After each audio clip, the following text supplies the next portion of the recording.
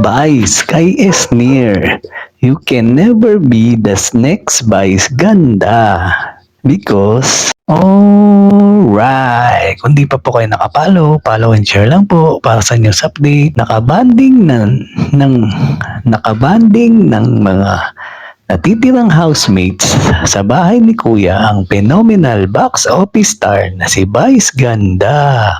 Kitang-kita sa mga face ng Big Board duos ng pagkabigla at kasiyahan nang bumulaga sa kanila si Vice bilang pinaka-latest na house guest sa PBB Celebrity Collab Edition. Sa naturang episode ng iconic reality show na napapanood sa GMA7 at Kapamilya Channel, ipinakita ang pagpasok ni Vice sa PBB House para manghingi ng tubig. Shook siyempre ang mga celebrity housemates na nang makita si Vice dahil hindi nila ine-expect na dadalawin sila ng unkabogable star.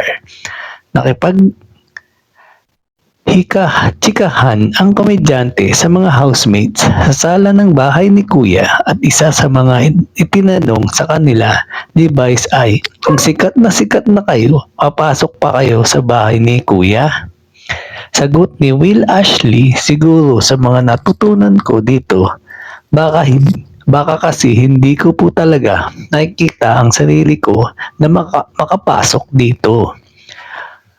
Parang noong time na yun, naisip ko na for experience out of my comfort zone. Anya pa.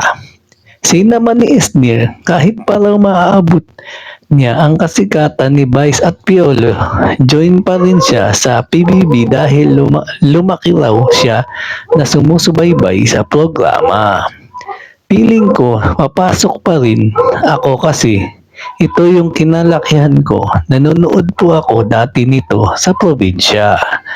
At gusto ko talaga matest ang sarili ko kung hanggang ano yung kaya ko.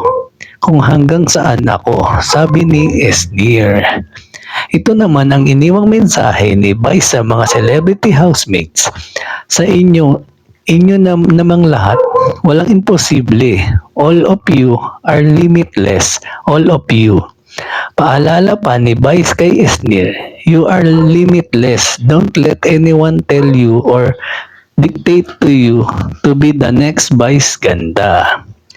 You can never be the next Vice Ganda because you can create your own path, and you will. I'm looking forward to seeing that. I'll be on the side, rooting and uploading for you. And say pa ni Vice kay Esnir. At yan ang totoo.